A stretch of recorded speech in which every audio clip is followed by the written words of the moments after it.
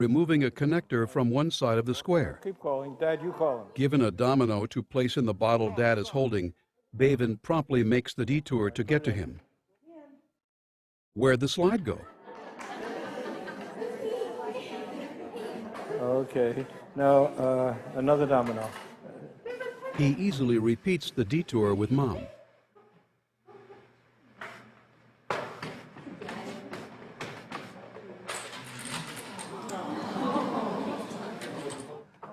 You know, he's almost ready to do a come sign. Let's gamble. Let's try it. He's in outer space right now. Oh, here he is. One step. Make it a vigorous step. For the first time, Bavin learns that he can use the come sign to bring someone closer. First Mom, then Dad are instructed to take one step toward Bavin each time he makes the come sign with eye contact. So I want him to be able to use the come sign and the word not only with her, but with you. Okay. Okay? So you stand there, Mom, give him the bottle, and coach him. Coach him.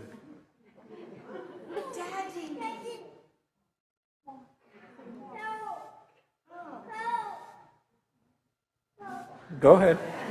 Come. Okay, he's gotten it. Very nice.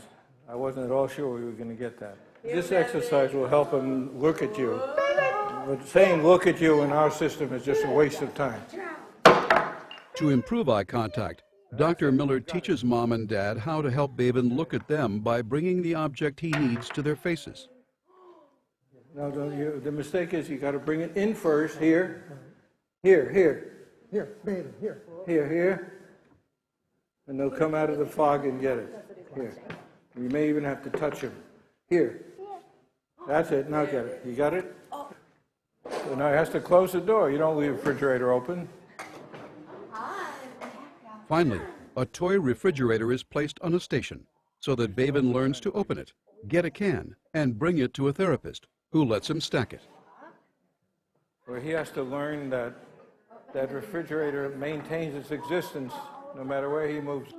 He can find the refrigerator even when it is moved to a different location, and even when covered.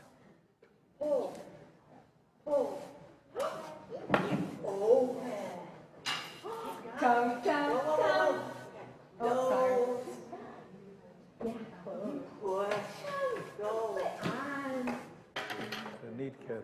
You got to work hard with him. He can develop. I got it. That's great.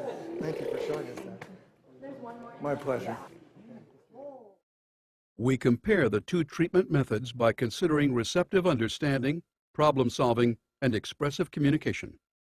During 1 hour of the Miller method, Bavin was taught a variety of receptive concepts, including up, down, get up, sit down, push, pull, come, go to mommy, go to daddy, pour, put in, open, close. For problem solving, Bavin learns to write an overturned bottle, solves a detour problem, and learns that his actions have an effect, such as pushing blocks down a slide or opening and closing a door. Expressively, Bavin learns to make the come sign word to bring mother and father to him. During 1 hour of ABA, Bavin echoed without connection to their objects the words helicopter, cup, star, fan, clock, pen, pins, Play-Doh, and several others. Problem solving. Bavin repeats ribbon twirling around his body, modeled by the therapist. Expressive communication, none demonstrated.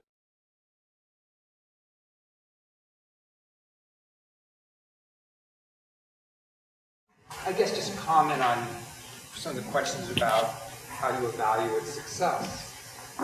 I think from our perspective, it's quality of life. And then we define quality of life specifically. I think if you look at John's study in 1993, I think he did a pretty good job of defining quality of life.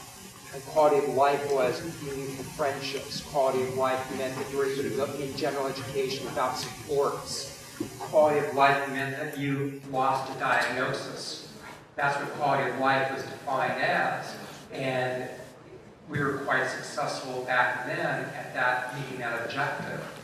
The ABA approach that Dr. Leaf was using has certain goals to it. What are the goals in the Miller method? Can you explain that there's differences? Our goal is to get a kid in this world. Many of these kids come to us, they don't exist. They have no sense of being. If a child does not have an awareness of the self in opposition to another person, they can't communicate. There's no one there. The general goal is efficacy. The secondary goals are developing use of the hands. A corollary goal is becoming much more aware of causality. Sit down. That's you I'm talking to. Down. And we like the signs because close to the body, it's iconic, it looks like what it represents, and it gives its children a sense of competence and power that they're influencing the world around them and getting people to do things. We've had one kid learn to do, for the first time, learn to do get up and sit down. Then he went through the house, had everybody who was sitting to get up and sit down, which is wonderful. And the one thing about your method is there's always so many people around and they're all doing stuff, you know? And I'm like, does that delay their growth that, and the goals that you're trying to do with all of that stuff going on? No, this is an artificial situation. We have. Even in your videos, there was quite a bit of people in the room, and somebody was always talking. And when the girls were working with the kids, you were in the background going da da da da da da. She was probably the child. Typically, it's two people. When I do video conferencing, it's usually two people working with the kid, a teacher or a therapist and an assistant.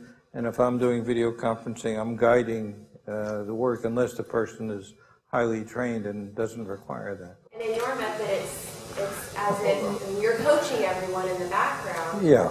And I would think that would be distracting. It is, if a child has reached a certain level of functioning, it can be distracting. When I work individually with a child, it's either me and the child on the structure, or often because I want to incorporate a parent, if the parent is with me, then we work in a coordinated way. And as the teacher in a classroom, it was me and one or two assistants, and we also worked in a coordinated way. We want to give them that joy of saying, you know, helicopter or fan, and try to reduce it where it's not prompted. So it becomes absolutely independent of what we're doing. And so they get that joy, and that's what we try to go for. So I think we have behaviors under control, teach them how to learn, have strong motivational systems, that absolutely take internal motivation. We don't need to give any reinforcement for a child if they say fan, and they get the fan to turn it on. There's the reinforcer that their request is reinforced themselves. We can get kids talking and do.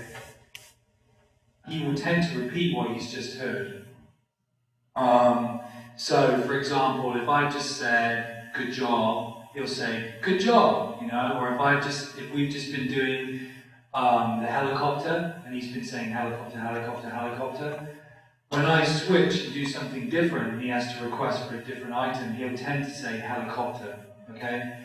So you can see at points in that training, one of the things I was starting to do was to try to introduce, like, we're going to play this, and he might have to ask for the pen, and then I'll switch to do a different activity, so he's going to request for something different. That's to give him the opportunity to practice very frequently, switching from, okay, don't just keep repeating what you say, switch and actually think about what you want to have. The kid says come, how would you judge whether he understands the meaning of that word?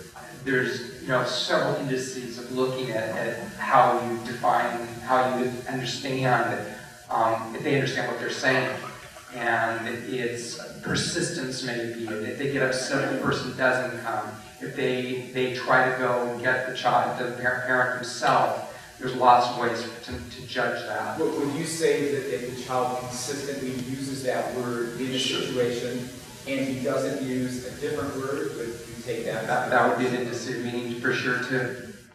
If he's already demonstrated that he can say the word, like when he's standing up there saying come, come, why does he have to sign it? That's a great question. If he's already saying the word, why do you bother with the sign?